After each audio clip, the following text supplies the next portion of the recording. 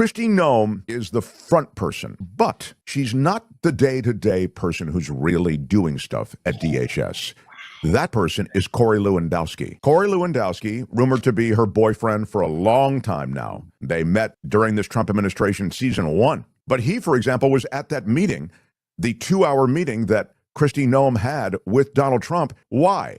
Because Corey Lewandowski is the guy who's actually behind a lot of these various maneuvers when it comes to DHS. They say, if you want to get anything done at DHS, you need to go to Corey Lewandowski. You don't go to Kristi Noem. So Noem and Lewandowski, who again apparently are rolling around together for quite some time now.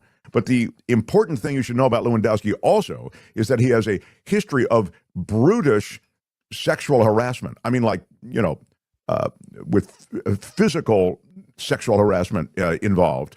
Go back and look at it. I don't want to get into the details right now. And he was also involved, you may remember, at one of these Trump rallies with grabbing a reporter, again, female reporter. This is kind of his jam. And he left a bruise on her arm. Do you remember that entire thing? No. Ultimately, charges were dropped. But that's who Corey Lewandowski is, at least historically, within this crew. But the thing you need to know now is that he is very much relevant to Kristi Noem. I'll put it another way. If she goes, he goes. All right. That is the confrontation that we're talking about. That was at one of Trump's rallies. You can see Lewandowski and this reporter, and he grabbed the reporter away, actually left a bruise on her arm. Thank you, Tony, for finding that. You're amazing. But in any case, my mentioning this is just to give you a sort of 3D picture of what's happening within this administration. Anyway, Noem and Lewandowski met with Trump, and apparently, you know, Trump's full speed ahead. Will make some changes. They do seem to be modifying their position. You know, the whole thing about brandishing a gun, domestic terrorists. They seem to be backing off on that a little bit. Here is a bit of the CNN stuff. Let's do that. The CNN statements about what was being said by Stephen Miller, I think, are reported in this piece. Go ahead, Tony, if you would. It's the Part 1 of CNN. Thank you, John. And I just want to point to this very remarkable statement to our colleague Kristen Holmes from Stephen Miller yesterday. As you said, in the immediate aftermath of federal agents' killing of Alex Preti on Saturday, we heard Stephen Miller go to social media almost immediately. He referred to Preti as, quote, a domestic terrorist, also a would-be assassin. And you can believe that he was behind a lot of the messaging that was coming from this White House. But then, yet last night, in this statement to our colleague Kristen Holmes, he says, quote, the White House had provided clear guidance to DHS that the extra personnel that had been sent to Minnesota for force protection should be used for conducting fugitive operations to create a physical barrier between the arrest teams and the disruptors. He goes on to say, we are evaluating why the CBP team may not have been following that protocol. He also says that some of the original statements that were coming from the Department of Homeland Security were, quote, based on reports from CBP on the ground. So clearly shifting blame there and notably not disputing that he was involved in those statements. Can I get an I blame you? Yeah, exactly. You're absolutely right. I blame you. Right. Yeah, that's absolutely what happened.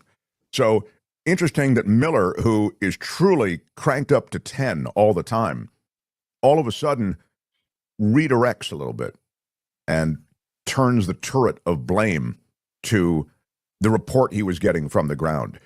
Here is part 2 of that little piece. The president had to backtrack on saying NATO troops weren't on the front lines in Afghanistan, and now clearly backing off a little bit in Minneapolis. That's a lot different than we've seen before from this administration, Jeff. John, it absolutely is. It's not only unusual, it just hasn't happened, particularly on immigration. Look, this was intended to be a strength for President Trump. It always has been. It's one of the things that's helped get him elected in the first place back in 2016 and certainly reelected in 2024. Now immigration is viewed by Republicans as a weakness for this administration. That explains the flow chart that you were pointing out earlier. Stephen Miller isn't doing this simply because he's suddenly had a change of heart. He's doing this because even a few Republicans, a small but growing number of Republicans, are beginning to confront and challenge and question this administration. It is all coming, of course, as the very as the very emission in Minnesota is being reviewed. I think the important takeaway there, and I just think it's almost literary, is the irony that was pointed out here. He didn't point it out as ironic, but it is. The very thing that propelled you to power, which was complaints about the southern border and immigration and immigrants in our communities, that very thing may be the kryptonite that takes you down, because you have so mangled policy, you have so perverted what was the mission, you have so terrorized so many communities that you lose the popular support around the very issue that brought you to power. I think that is something worth keeping in mind. Now, that doesn't mean that they're backing off on it, but it does mean that they know that the terra firma that they landed on with this issue is not so firma anymore. It is really beginning to shift. You have more and more communities that don't want this. So it could be a political issue for Trump. Now, as you know, when it comes to Trump and staying in power and everything, I have a whole other, and I'm going to talk to Tom Hartman about this, a whole other list of concerns, okay, in terms of giving up power. But I'm just saying, if you play the traditional politics of it, he's in trouble on this issue, straight up. This administration is in trouble on this issue. That's why I think getting rid of Bovino, the question about Kristi Noem, the question about Lewandowski, even Stephen Miller, these are all people who you think are bulletproof, but they may not be. Meantime, one of those who's been critical is an outgoing senator. Do you have the Thune stuff? Here's Thune speaking openly about the fact that Kristi Noem should be out.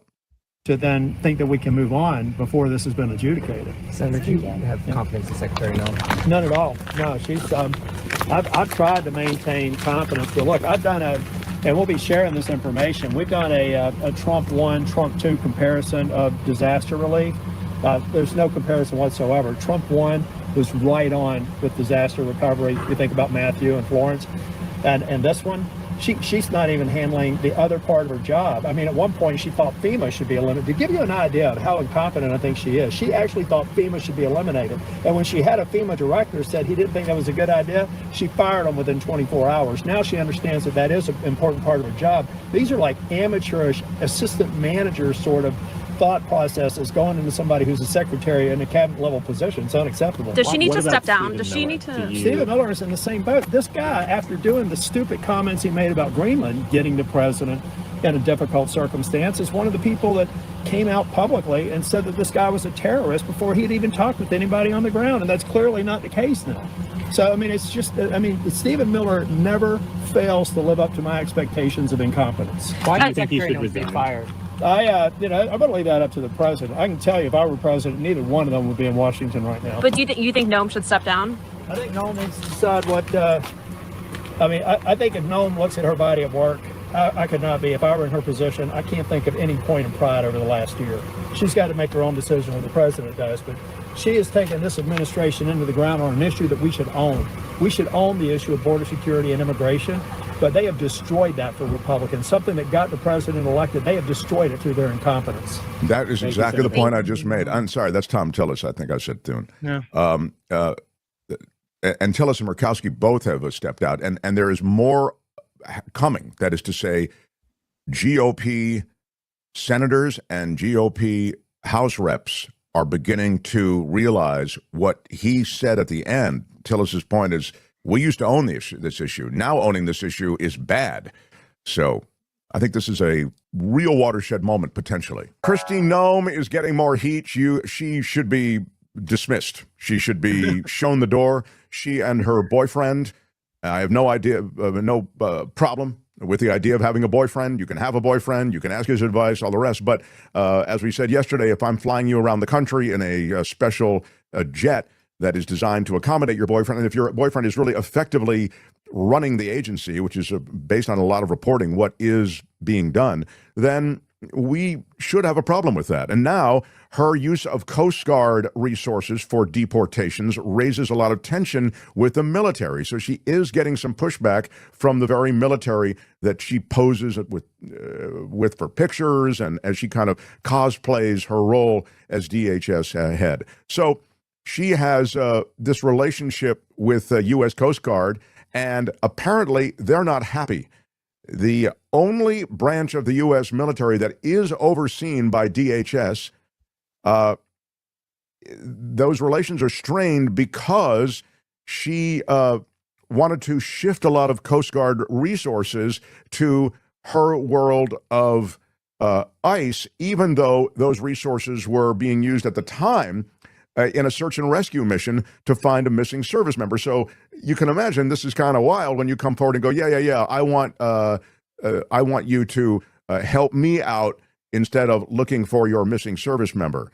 So again, she joined them on operations and visited their ships, posed for pictures, but senior officials are seeing that her approach is taking away from the Coast Guard's traditional missions, and now there is a tension between the Coast Guard and Noem, at least at the highest levels. She's seen a tenfold increase under her leadership in the use of the Coast Guard's aircraft for immigrant deportations. That is something that a lot of Congress people have had a problem with. They have data that's compiled by ICE Flight Monitor, which is a nonprofit group that tracks deportation flights. And it's noted that Coast Guard aircraft are being used, again, 10x what they used to be used for immigrant deportations. It puts so much stress on the wing, said one Coast Guard official, referring to the aviation branch of the Coast Guard. Her focus on meeting the Trump administration's deportation quotas appears to further impact Coast Guard operations in the coming months because, according to new guidance issued to the Coast Guard, based on DHS priorities, the air station, which is in Sacramento, the air station is among those responsible for a majority of deportation flights. And they are now to designate their first priority to be the transport of detained immigrants on their C-27 aircraft. The new order is apparently to clash with existing core mission precepts that the Coast Guard had. The search and rescue operations were really their primary goal, their top priority. But now search and rescue is to be moved to a lower priority because, again, of the edict issued by Kristi Noem. So Noem's priorities and senior Coast Guard officials' priorities are not the same priorities. And this leads them potentially on something of a collision course. Again, the whole thing started when this 23-year-old Coast Guardsman went overboard of the vessel that they were on, and that was in the Pacific Ocean. And this is right before Kristi Noem was confirmed. And then after her confirmation, she took all these ships and aircraft that surged to the Pacific to find this guardsman and began to use some of those resources for her work in flying detained immigrants. So this is an ongoing issue. I just mentioned it's the latest issue with Kristi Noem, and it continues to be something of a problem for her and maybe a tension point. And we'll see how it all shakes out. As you know, she has taken a step back from the spotlight, and that's largely because much of what's being done in her name and in the name of ICE is not popular with the American people. It's not popular politically, and the stink of it is even getting on Trump. He's said, boy, some of that stuff doesn't look good, which for him is it's a major step back. With the midterms coming up, I always figure with Trump, it's all about Trump. That's really all he cares about. He doesn't really care about the GOP. I mean, he only cares about the GOP winning because he wants to prevent the Democrats from investigating, from starting impeachment, et cetera. It's all back to him. So he doesn't care about a legacy for the GOP or some kind of policy. He's absolutely only concerned with himself. And all of your books and all of your pieces through the years have said that. So tell me how the politics of the midterms works out, and Trump trying to put his thumb on the scale at Fulton County, et cetera, with these ways in which the election may be influenced. Donald has to be concerned that a majority Democrats, even if they only win the House, that's sort of the end of his presidency. They're going to tie him up. He's right when he says they're going to find a way to impeach me. They're absolutely going to impeach him if they get back in the majority, but they're going to do much more than that. they're going to impeach some of his appointees.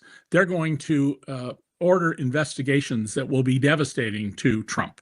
They're going to look into this Tulsi Gabbard whistleblower case that we don't know what went on. All we know is that somebody at the National Security Agency, which does signals intelligence, or SIGINT, picked up a phone call between someone in the White House and some foreign agents that was alarming, apparently alarming.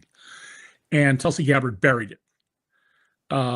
We know that foreign governments have let out to reporters around the world who deal with national security in their countries that Trump has been fast and loose with sources and methods of intelligence. We know this. How do we know it? Well, this person told us, or we got it through this way. Means that you don't ever let out sources and methods. When I've written about spy matters in the past, I would never even hint in a story about how did they know this. But Donald has done that. We know he's given away secrets. We know he stole thousands and thousands of pages of sensitive secrets. And why would he do that, since he doesn't even know what they mean, except to monetize them, to sell them? And so Democrats get control of the House, they are going to run. And I hope, on behalf of our nation, that the Democrats already have lawyers lined up and investigators who know how to dig, who've thought through who to subpoena and who to squeeze. A lot of law enforcement happens because you go to one person and say, "We got you cold. You want to go to prison, or you want to tell us what's going on and provide the support to get the people who are more important." So Donald he knows that that's trouble. He said he knows that this will be nothing but trouble for him unless the Republicans keep control. Yeah, and boy, when you detail it that way, it really does seem as though it underscores the fact that he will do everything, and I mean everything, to prevent the GOP from losing the upper hand in this midterm election. And I'm scared to imagine what those things might be. And you mentioned Gabbard in relation to the whistleblower report, which is shocking. And A, I'm wondering why there isn't more congressional follow-up on that. And B, what her role is in the Fulton County thing. I mean, how she, and to me, last thing on Tulsi Gabbard, just as a personal note, in the sweepstakes of who sold their soul most, it's really a photo finish, but she may be the leader. I mean, it's incredible. Did she have one to sell would be the question. That's a good question. Anyway, speak to this. Well, so how in the world could Tulsi Gabbard have anything in her purview as DNI, Director of National Intelligence? She's the person responsible for overseeing, coordinating our 17 intelligence agencies to do with Fulton County. Well, Trump gave us the answer to that. He said that they're going to show that the ballots were being transmitted out of the country and changed and sent back. Well, first of all, if you're going to cheat on the ballots, you don't need a Rube Goldberg machine to do so, and it would leave all sorts of evidence if you did that. If the NSA didn't pick that up, I would raise serious questions about the tens of billions of dollars they get in their budget every year. But everything Trump is doing here is designed to intimidate people who might not support him to not come to the polls. Bannon the other day, we're going to surround the polls with ICE agents. And there's no ripe case. You can't go to court about that today, but the Democrats are idiots, and so are the good government, let's turn out the vote people who are bipartisan. If they aren't already devising legal strategies and have drafted papers they're ready to fill in a couple of blanks and give to a judge, if ICE agents show up at any polling place in America. And there's an example of where police chiefs and mayors should be leaned on right today. One of the questions to ask Karen Bass: if ICE agents surround a polling place in LA, will you direct the LAPD to arrest those officers or to remove those officers? And the only answer to that should be absolutely, of course. Yeah, although LA is honestly, while it might have been the locus of a move early on, it concerns me less in terms of the midterms than some of these other places, David. Sure. Now about what's happening with the purchase of all these warehouses nationwide for detention centers. These are effectively concentration camps. And I'm sorry to use the term because I don't mean to say in any way they're the death camps of the Reich in World War II, but they are concentration camps in the sense that these people have been detained for everything from ethnicity to, legal status, if you will, and in the tens of thousands these will house, these various places. These are the largest jails of any kind. There is two warehouses in Texas, 172 million the government has paid. A third in El Paso could be, again, among the largest places to hold people in the country. These are between 8,500 and 10,000 people in many of these places. There are plans to use as many as 23 warehouses for detaining thousands of immigrants arrested by federal agents in Minneapolis and other cities, and the administration has paid $102 million for a site near Hagerstown, Maryland. It goes on and on and on. This is the Department of Homeland Security with our taxpayer money buying up all of these warehouse spaces. Well, we already have sworn testimony from people who are in some of these facilities that women are not given, there's no toilets for the women, they're given diapers, that there's no menstrual products provided, there's no way to clean your clothes, that the food is not edible. And this is being provided by private prisons. They are refusing entry to members of Congress to these facilities, even though Congress passed a law and Republicans voted for this that said members of Congress can show up unannounced and they are to be granted admission, and they're being turned away. In fact, a congresswoman in New Jersey is being prosecuted on the claim that she assaulted ICE officers or Customs and Border Patrol officers. I think the video we've seen shows that's nonsense, but this is all intimidation. You will do what we tell you to do, and if you don't, we will lock you up. I'm an American citizen to ICE. We don't care. They have arrested American citizens. They have deported Americans. Technically, you can't deport an American citizen. They have removed American citizens from their own country. We have children who are being held, large groups of them who are going to suffer lifelong mental damage. Right now, you could free all those children and they're still going to suffer for the rest of their lives. And if you go to a church, a synagogue, a mosque, you should go right now to your clerical leader and say, why is this not what you're going to preach about on our next meeting? How can you look the other way? Just take up the children, just the children. There are horrific photos you can see where some have been leaked out and have gotten out about what's happening to these children. And you have older children, sometimes 8 years old, who are helping take care of babies, of changing the toddlers' diapers. This is beyond despicable. And the people who should be calling this out are the faith leaders of America. I don't care if you're a televangelist, you should be leaned on. Where are you about this? Now, I can tell you part of what will happen. I jousted with some people, including high school classmates of mine, about the Kid Rock versus Bad Bunny. And I posted some Kid Rock lyrics, which he still sings, about raping girls. Really vile lyrics, and there are a lot of them. Some others were posted. And my classmates who hold themselves out as Christians all the time said, well, I, as a Christian, I don't make judgments.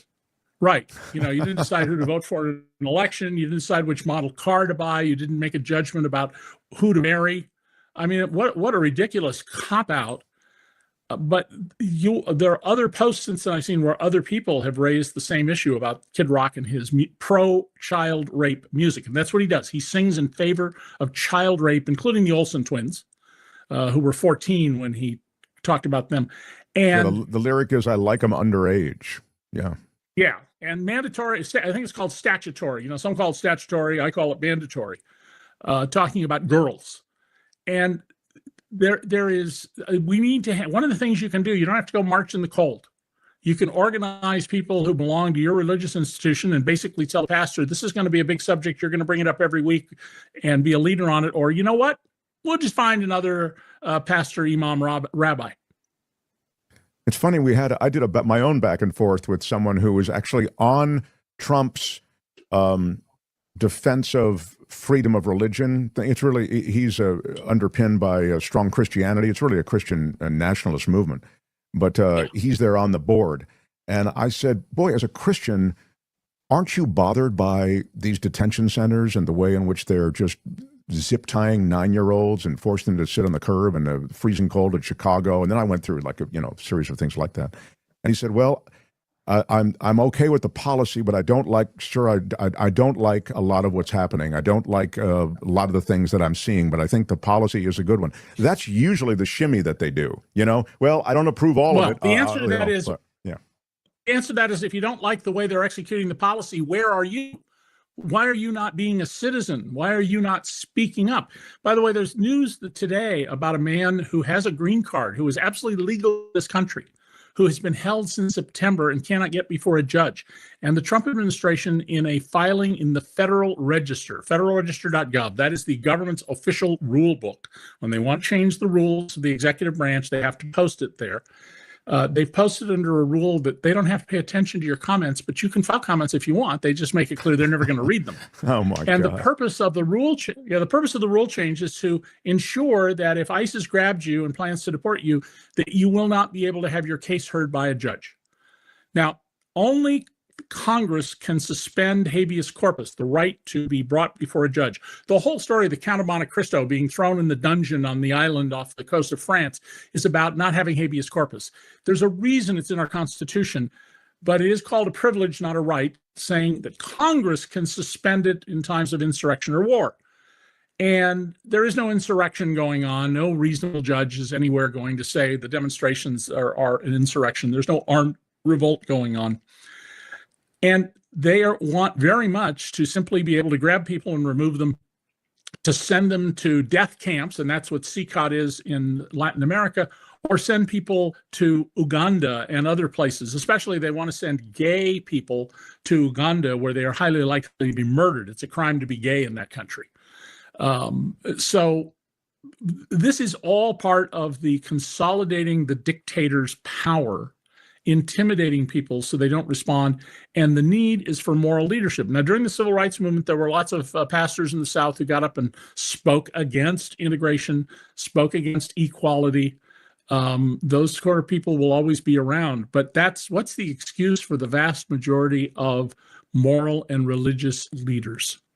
And so really, those of you who go to church, go to synagogue, go to temple, go to